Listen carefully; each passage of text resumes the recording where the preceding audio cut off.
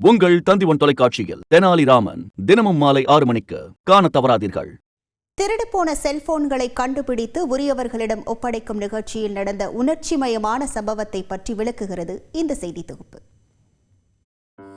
திருடுபோன செல்போன்களை மீட்டு திரும்ப ஒப்படைக்கும் ஒரு சாதாரண நிகழ்ச்சிதான் அது.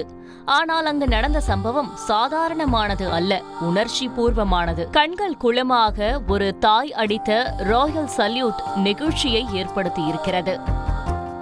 பெரும்பாக்கத்தைச் சேர்ந்த மாற்றுத்திறனாளியான ஃபாத்திமா தனது மகன் அப்துல் ரஹ்மானுடன் வசித்து வந்தார். இந்நிலையில் கடந்த ஆண்டு ஏற்பட்ட மிக்ஜாம் புயலின் போது வீட்டின் அருகே மழைநீரால் நிரம்பிய குளத்தை பார்க்கச் சென்ற மகன் தவறி குளத்தில் விழுந்து உயிரிழந்து இருக்கிறார். மகனை பறிகொடுத்த சோகத்தில் தவித்து வந்த தாய்க்கு ஒரே ஒரு ஆறுதல் அவர் பயன்படுத்திய செல்போன்தான்.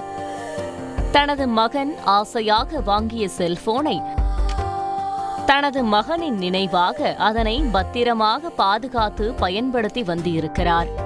இந்நிலையில் ஃபாத்திமா மருந்து கடைக்கு சென்றபோது அவரின் கவனத்தை திசை திருப்பி செல்போனை அடையாளம் தெரியாத நபர்கள் திருடி சென்றதால் அதிர்ச்சியடைந்து இருக்கிறார். இது தொடர்பாக காவல் நிலையத்தில் புகாரும் அளித்து இருக்கிறார் ஃபாத்திமா. இந்நிலையில்தான் தாம்பரம் மாநகர போலீசார் பள்ளிக்கரணை காவல் மாவட்டத்தில் திருடு போன செல்போன்களை உரியவர்களிடம் ஒப்படைக்கும் நிகழ்ச்சியை நடத்தியுள்ளனர். அதில் தனது மகனின் நினைவாக பாதுகாத்து வந்த செல்போன் திரும்ப கிடைத்த சந்தோஷத்தில் கண்கலங்கி உணர்ச்சி வசப்பட்டு செல்போனை கண்டுபிடித்து கொடுத்த காவல்துறை அதிகாரிகளுக்கு ராயல் சல்யூட் அடித்தார்.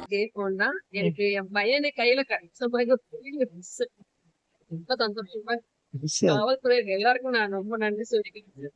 ஏன்னா எவ்வளவு ப்ராசஸ் இருக்குன்னு எனக்கு தெரியும். நான் வெயிட் பண்ணேன். பையனை வச்சு பேசுற மாதிரி. மகனின் செல்போனை பார்த்த தாய் உயிரிழந்த மகன் தன்னிடமே திரும்ப வந்துவிட்டார் என கூறியது அங்கிருந்த அனைவரையும் நெகிழச் செய்தது.